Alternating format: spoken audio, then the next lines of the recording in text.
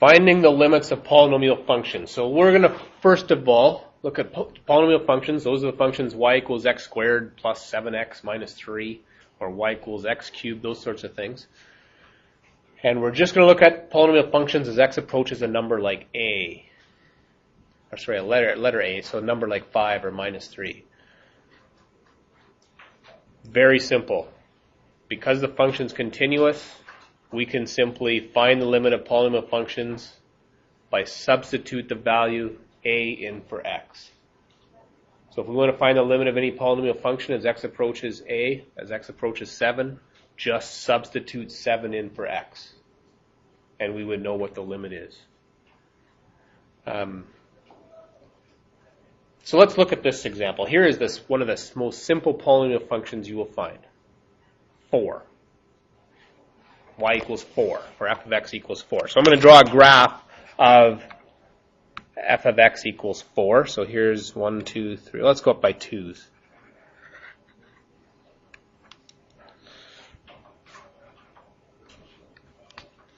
And let's put a few points on here.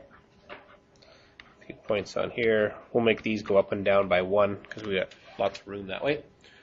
So looking at this function, from the graph even, what would be the limit as x approaches 3? Here's 3 right here. What are the y values basically becoming as x approaches 3? 4. So constants are dead easy. You don't even have to substitute anything in because there is no x in the function. The limit of a constant is simply whatever the constant is, and you can see in the graph there. Y is always 4, so the limit as x approaches anything is going to be 4 with a constant function. So that's an easy polynomial function. Let's look at example 2. What is the limit as x approaches minus 2 of 3x squared minus 5x plus 7? So what we can do with polynomials is we can actually simply look at all the individual parts there. So we're just going to substitute negative 2 in here and find this part here. Then we're going to stick negative 2 in here, and we can find this part here. And we already know that the limit of 7 is just going to be 7. And then we're just going to work through and add them up. So substituting negative 2 in for x, negative 2 squared is 4. 4 times 3 is 12. Substituting negative 2 in for x here, we get 5 times negative 2, which is negative 10. But minus 10 makes plus 10. And then plus 7 at the end is 29. Yeah.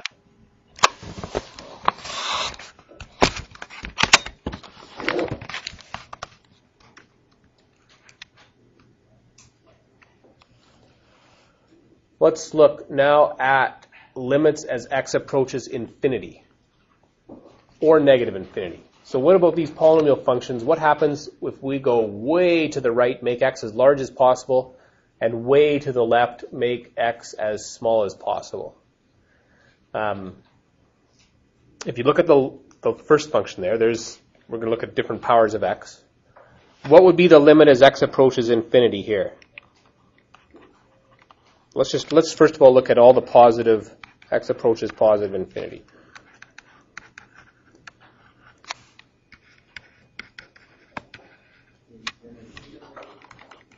So the first one, yeah, y equals x, looks like it's going up forever there, doesn't it? So if I make x really huge, it looks like my y values are going to get really huge. What about this function? What about y equals x squared? If I make x really big, what's happening to those y values? Positive infinity. What about x cubed? And x to the 4? So if we have the basic polynomial functions as powers of x, looks like the limit as x approaches infinity will always be positive infinity. What about as x approaches negative infinity? Negative infinity. This one, it looks like when we go to the left forever on x, the y values are going down forever. So negative infinity. What about for y equals x squared? This one is positive. And x cubed.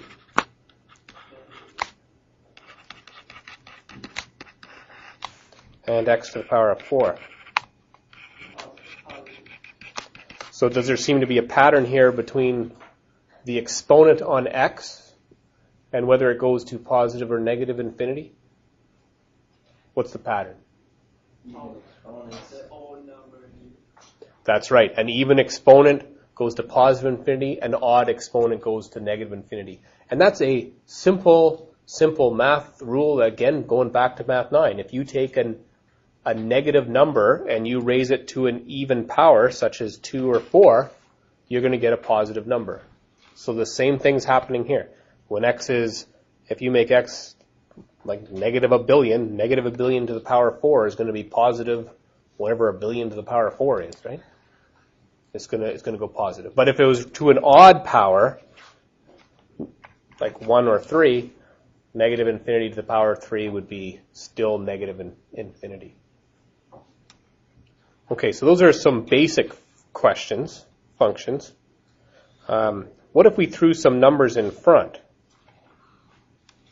So let's crank her up here to the next level.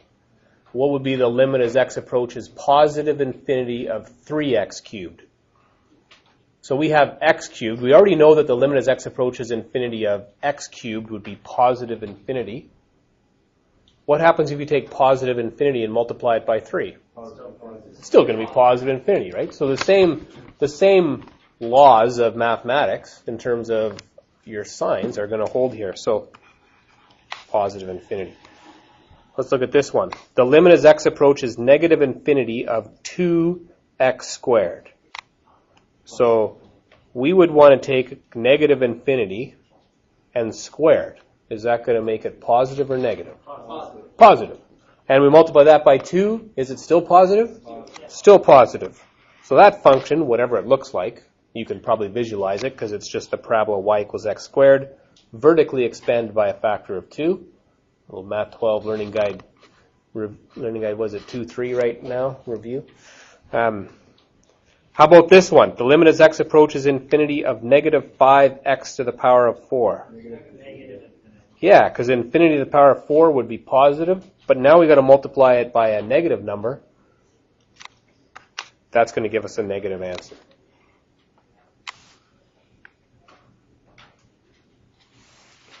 So what about a polynomial such as this one?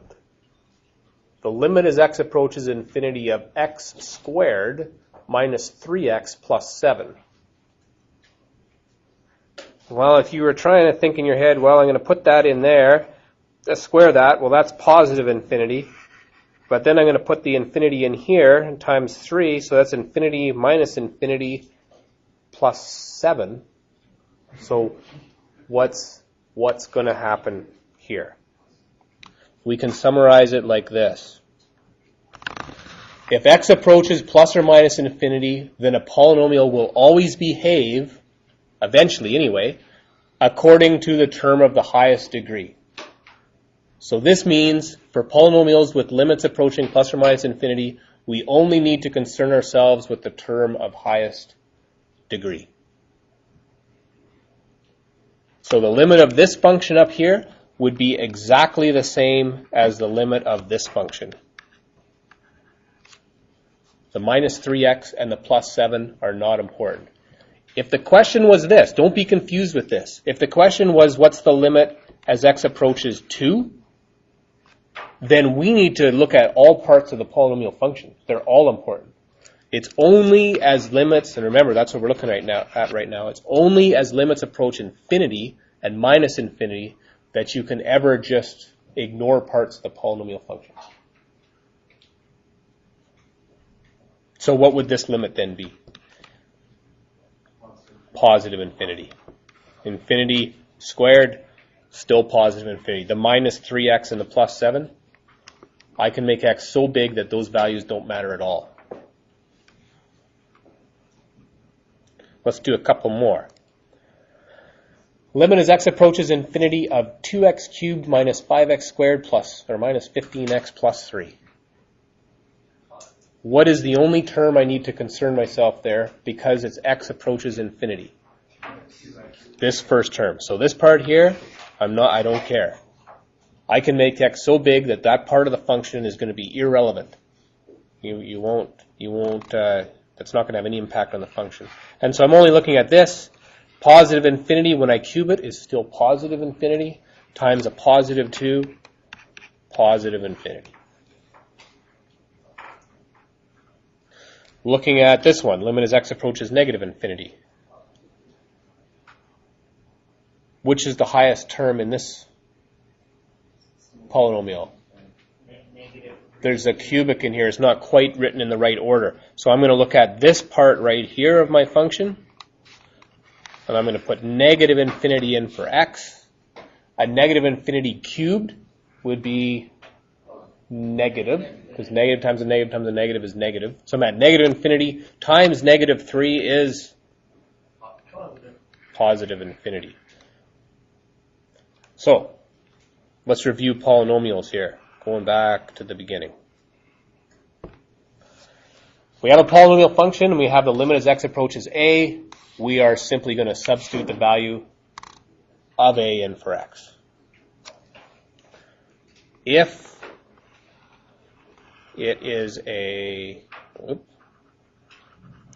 where are we at here? Here.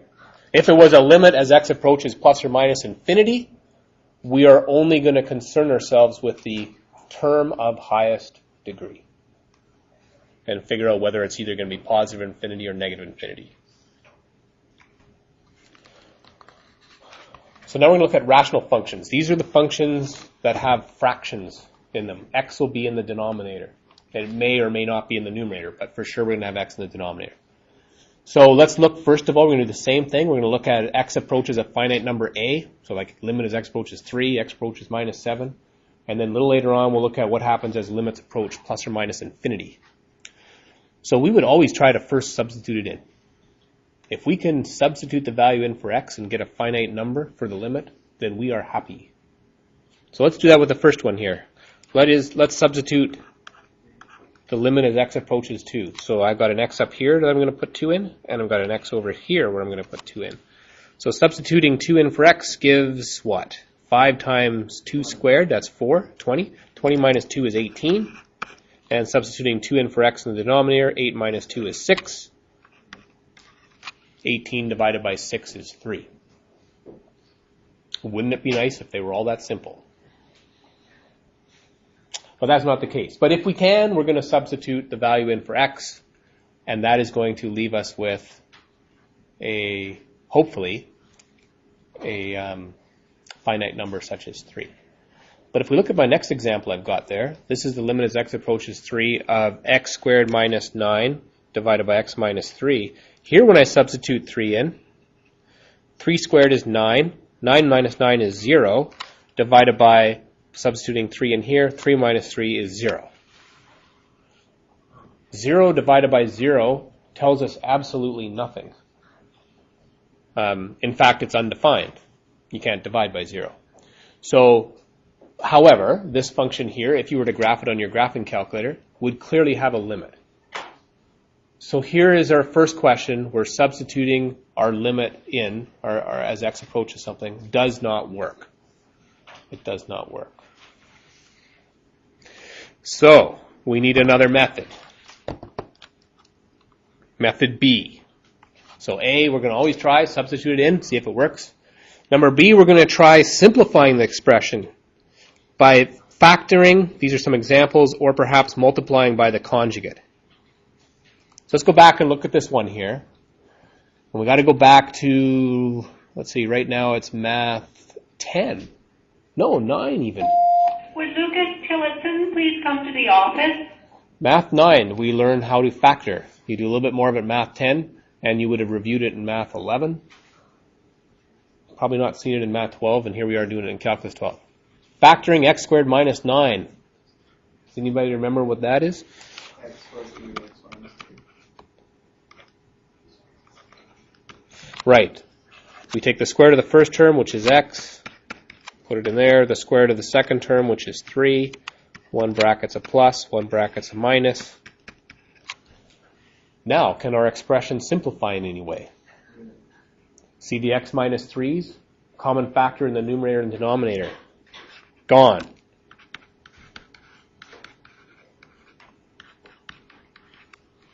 Now can we go back to our procedure in step A and try to substitute 3 in for x?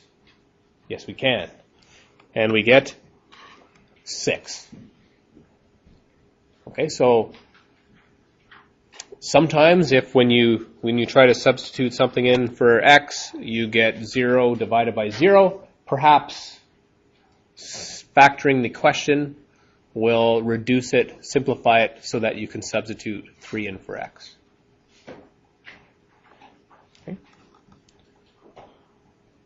Here's another one. This is mostly just to review again. If you substitute 2 in for x, you will get 0 divided by 0, which does not work. We will then factor it.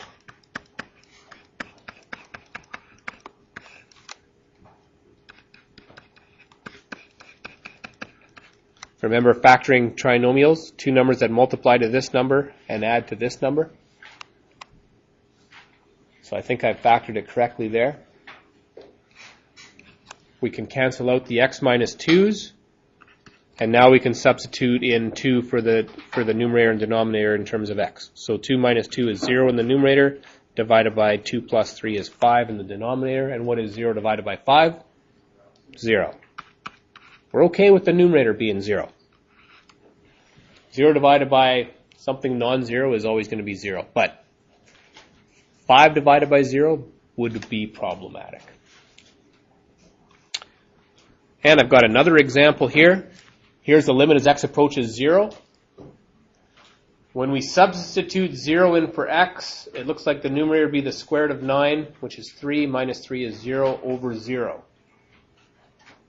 And this is not one that we can factor. Do we have another technique that might work? Conjugate. Yeah, the conjugate. We couldn't use the quadratic formula on that because it's a square root of x squared. So you can't use the quadratic formula on that one. You can work out the square root. What's that? You can work out the square root and get rid of it and see if anything will count. Yeah, by multiplying by the conjugate. Yeah, you basically rearrange it. That's right. So you did the conjugate in Math 10, I think it was. Really, I think the prerequisite for the Calculus 12 is Math 10. That's the course where you need most of your skills to do calculus in. It's where you do all the slope. It's where you learn really the factoring and the conjugate. The conjugate, if you remember, was the exact same thing as what you had in the numerator or denominator, whatever one you're doing, but with the opposite sign. And watch what happens to this expression when we multiply by the conjugate.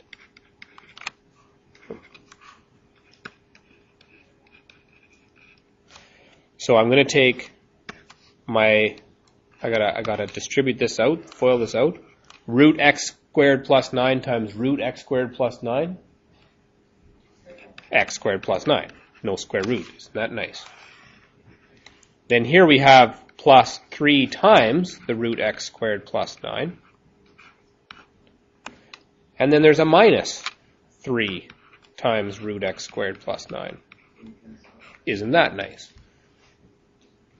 And then we have negative 3 times positive 3, which is minus 9, all over x times, I'm not actually going to multiply these out, although you could. But we would get like so. And now you'll find that the reason why multiplying by the conjugate is such a great thing is things simplify so nicely. So x squared plus 9, this is gone, and 9 minus 9 is gone. All we have is x squared left in the numerator.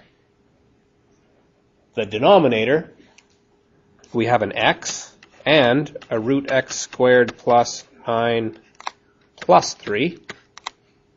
Well, we can further reduce this because x squared over x will reduce to x over root x squared plus 9 plus 3. And I think if we find now when we substitute 0 in for x, we would get 0 over 0 squared is 0, 0 plus 9 is 9, the square root of 9 is 3, and 3 plus 3 is 6. So we no longer have 0 in the denominator, which was our problem. And 0 divided by 6, of course, is 0. Sometimes you will get a question where the numerator approaches a finite number, like 7. So the numerator is 7, just say, but the denominator approaches 0. If you ever get 7 over 0, then you know your limit is eventually going to go to infinity or negative infinity. We just have to determine what that would be. So I've given a couple of examples here. If you look at this one here, I've stuck a little plus sign there to indicate that we're going to actually approach from the right. What would be the limit as x approaches 3 from the right? And of course, if you just try to substitute this in, so equals 3 plus 1 would be 4, 3 minus 3 is 0, 3 plus 2 is 5, 4 divided by 0 is,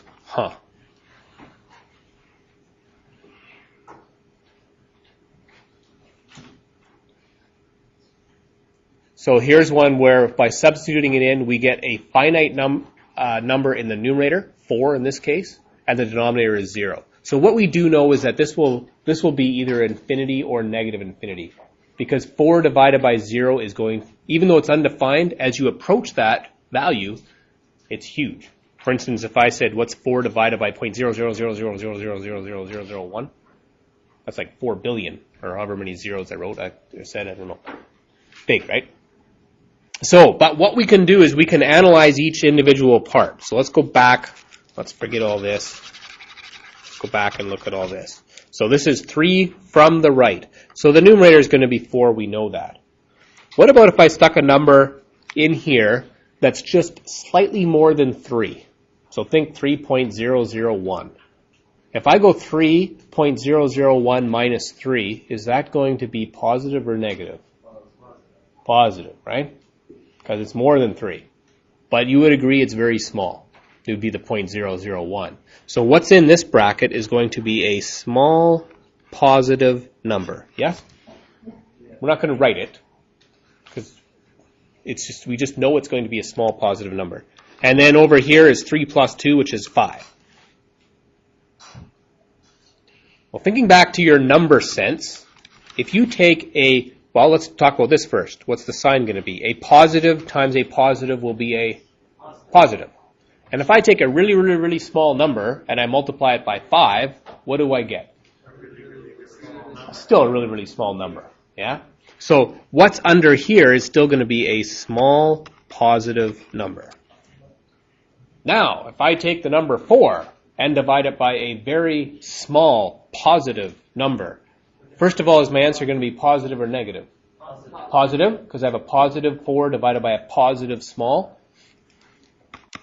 So positive, and we got through saying 4, a number divided by a very, very, very small number is going to give you a very, very, very large number, infinity.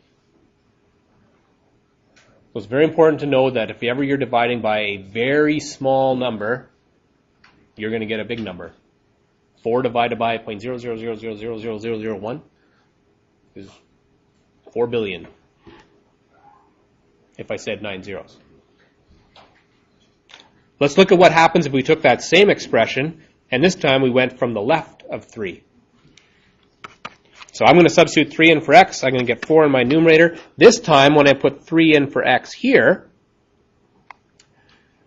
I'm going to need to go slightly less than 3, so 2.999. 2.999, if I subtract 3, is that going to be positive or negative? We're negative now, right? 2.999 minus 3. This is going to be still a very small number, but this time it's negative. Times basically 3 plus 2, which is 5. So now, a negative times a positive will be a negative. And a small number. So we have a negative small number. And now, when we go 4 divided by a negative small number, first of all, looking at our sign, a positive divided by a negative will be a negative, and 4 divided by a tiny number is infinity. So for this function, whatever it looks like, and I have no idea, I just made this thing up. If you looked at it from the right at 3, the graph is going way up to positive infinity. And if you look from the left at 3, it's going down. So what must there actually be right there at 3? There'd be a vertical asymptote at x equals 3. Because it's going to positive or negative infinity. And now, thinking back to your limits, if I were to ask you the question, what is the limit as x approaches 3 of that same function? Remember, for a limit to exist, we must be able to approach from the left, we must be able to approach from the right, and they have to approach to the same finite number. What are we getting when we approach from the right? Positive infinity. Well, that's not finite, so the limit doesn't exist anyway there. We could say it went to positive infinity, and here from the left we said it went to negative infinity. Are these the same? No, they're not. So this limit does not exist. It doesn't exist, and it doesn't even approach the same thing. One side was positive and one side was negative.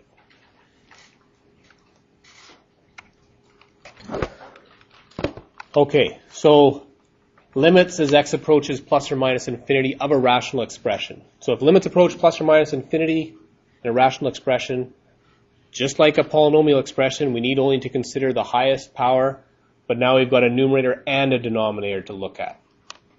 So we're going to look at this first example. In this one, I'm going to make the numerator higher than denominator. So let's look at an example. We'll do the limit as x approaches infinity of, how about 7x squared minus 3x plus 4 divided by 4 minus 2x.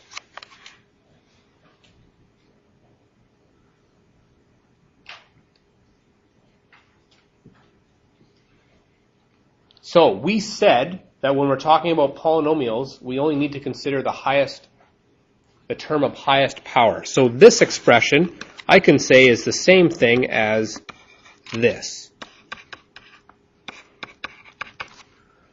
Because the highest power in the numerator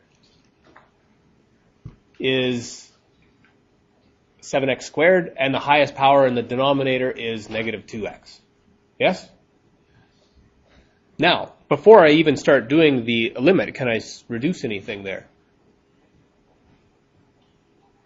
Does anything reduce in that expression? Yeah, one of the x's is going to reduce, right? So this is just going to become the limit as x approaches infinity of 7x over 2, negative 2.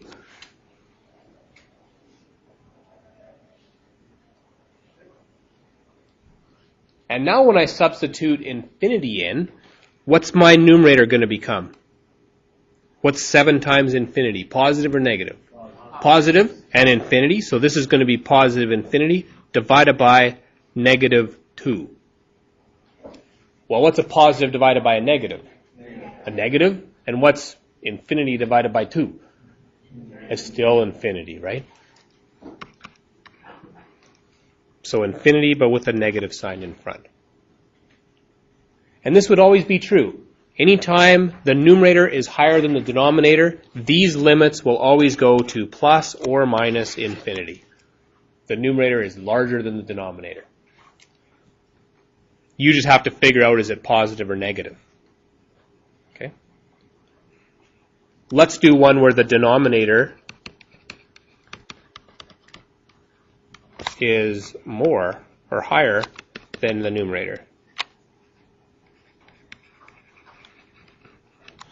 This time we'll throw in negative infinity just to be different. 7x squared minus 3 over 4x cubed plus 1. Don't feel like writing any more terms because we're just going to cross them out anyway, right? So limit as x approaches negative infinity of 7x squared over 4x cubed.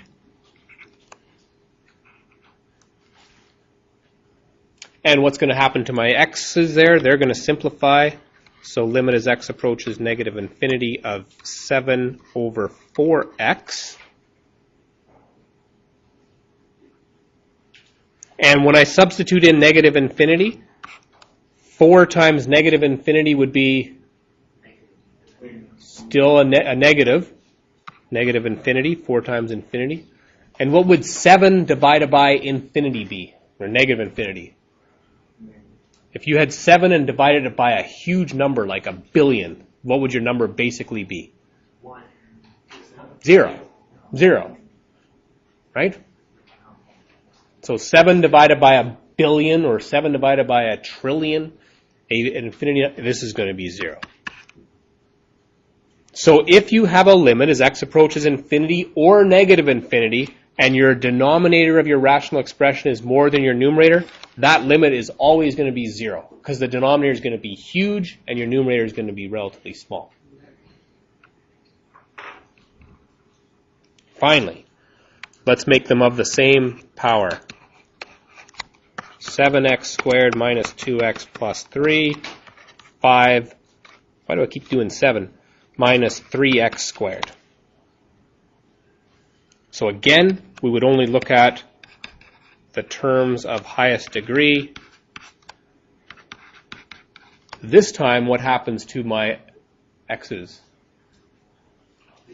They would completely cancel.